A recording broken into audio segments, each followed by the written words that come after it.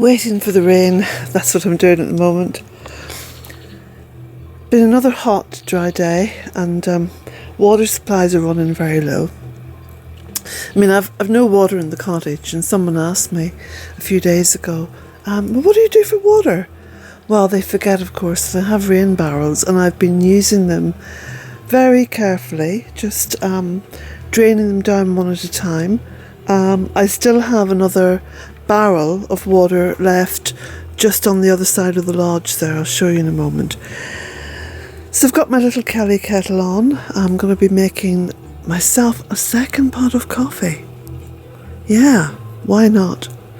Bad news and good news. Bad news. My beautiful wisteria has died. Now, I'm not going to jump to conclusions. There are two options that I can think of that's caused its demise. One is that the actual leaf structure is very similar to the ash, and I'm wondering if it's related, and could the Chalara disease have affected it? I don't know. And I haven't given up complete hope yet either, by the way, alright? I'm not going to be moving it or doing anything drastic. The second possibility for its demise is that last Samhain I had quite a huge bonfire here, which of course is quite close to the wisteria, and possibly the roots down there, if they've stretched out this way, could have become damaged. But anyway, it could quite possibly come on again next year. Who knows? I have been giving it tender loving care and lots of water. I'm going to keep you updated on that. But what I've decided to do, because where there is a disaster, there's always an opportunity, you see, and this is how I look at things. Because the Clematis montana has done so very well all around Bealtaine Cottage, I've decided that what I'm going to do is actually get 2 tires set up, probably here. I'm going to be moving that little ash tree in the pot out from there, get 2 tires set up there and put some Clematis montana in, because that's going to do really well, and it's just going to cover the wisteria if the wisteria has died. If it hasn't died and it comes back on, then itself and the Clematis will just mingle. So I think this is quite close to coming to the boil. I'm going to put some more wood on. You know, the thing I love about this Kelly kettle is that you can just pick up little twigs that wouldn't normally do very much. You know, I mean, very few people would pick up twigs this small to start a fire with, but it is absolutely ideal for the Kelly kettle.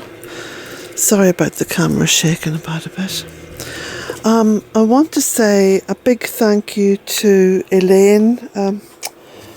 Oh gosh, Elaine, what's your surname? Elaine Callagher, I think you've sent me a book. A lovely book about trees, which I got today.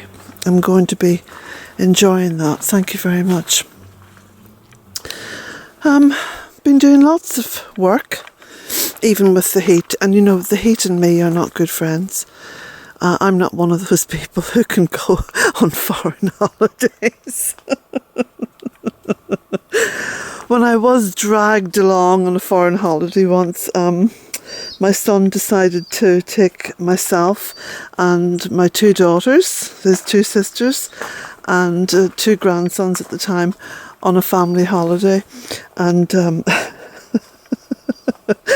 we went to Spain, and they spent their time frolicking in the pool in the full sun, whilst I was covered up like some kind of I don't know, mad woman on the shady side of the pool with enormous broad sheets of newspapers covering me. I just don't like the heat, and I don't like the full sun. So that old Celtic cloudy sky is, for me, home. It's lovely. I love it. So I've been tidying up along here. I've cut back virtually all of the valerian. It was just going over, and I've weeded and tidied and noticed a few things here, like here's one of the little ash trees. Look, that's not doing well. Obviously it's died, but look at the one behind it. It's thriving.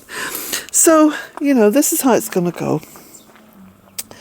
We're not going to get too vexed about things because there's so much life and there's so much replacement life, you know. And yeah, look at that clematis. Oh, there's the kettle boiling. That was quick. I literally lit that little Kelly kettle stove and went in and grabbed the camera.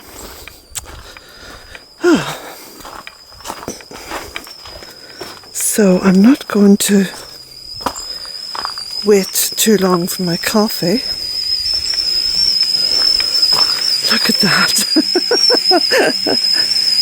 It's like a volcano. So I'm just going to quickly lift it off there. Whoop, that's it. There we go. Put it down there. Isn't that fab? I love this little yoke. You know, it's just brilliant. It saved me a fortune in electricity because the biggest use of electricity, I think, in the cottage is the electric kettle. And you know, during the summer months when you just can't have the stove, I mean, I can't have the stove on anyway because I haven't got the water in the tank in the loft to feed the hot tank. And the hot tank is linked to my Stanley stove. So I don't want the Stanley stove pipes to blow up. So this Kelly kettle, it's fantastic. Just takes a few, in fact it's probably as quick to boil the water from my coffee on there as it is to switch on the electric kettle. And you know what I've always said, that for me, solar and wind are not even figuring in my long-term plans. Because I think frugality is the best long-term plan that we can all engage in. The less of us using the power system, the less the powers that be, excuse the pun, have to do in terms of building more power stations. Simple solution, isn't it? Now, just take you over here.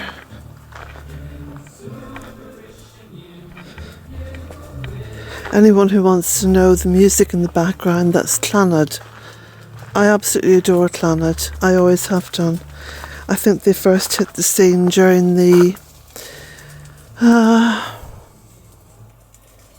late 70s, early 80s. Never had the opportunity to see them in concert, but have got all their CDs, got all their music. Well, I got their LPs to start with. Oh look, one of the first Montbretia flowers coming out. This is the Crocosmia Montbretia. Look at this. Going to be a real flush of orange. Little birds. You know, the little birds have got so friendly that they don't bother kind of flying off when they see me now. There'll be blackbirds scooting through the undergrowth there. It's quite delightful. Oh, and that looks like a thrush. And there's Jack selecting his couch grass. You're a very good boy, Jack, aren't you? Because you know all the herbs to eat to keep your stomach nice and healthy.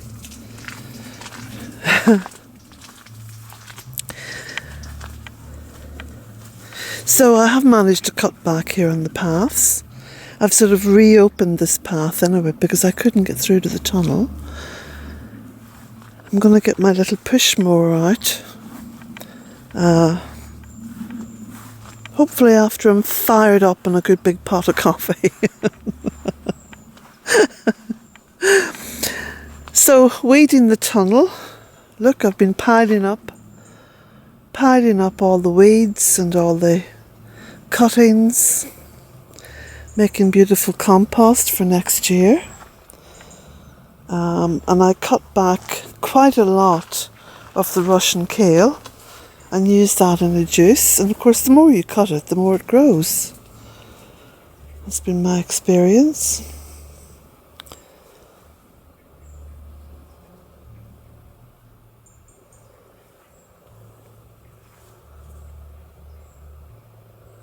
See those beautiful, heavy with rain clouds up there. Apparently there's going to be some mammoth rain now for the rest of the week. So I'm going to be listening very, very carefully to hear the water gushing. Hopefully it's going to gush into the tank in the loft. And once I know that the tank in the loft is filled, then I can light the Stanley stove. Because of course I use the stove for doing most of my cooking and baking. So I've had to use the electric oven. I made some oatmeal flapjacks last night, which I haven't eaten. I've actually made them for some people visiting. So, but they smelt gorgeous, I must say. But they're not too bad. They only take about 10 minutes to bake, so they don't use a lot of power. Now there's a lovely raspberry I'm just seeing. And the oregano is coming into flower. And you can see where the birds have been at the black currants. But there's so many black currants. So many raspberries.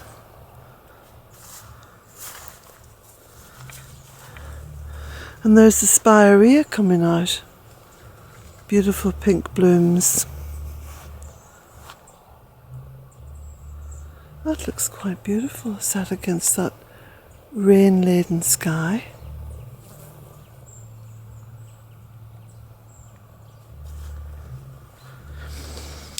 Now, my son sent me a link to a little article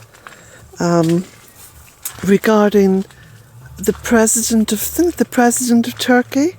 Apparently there was a young Turkish fella who had put out a tweet about tree planting, and anyway, the tweet was very successful and lots, look at this, look. They're getting quite friendly.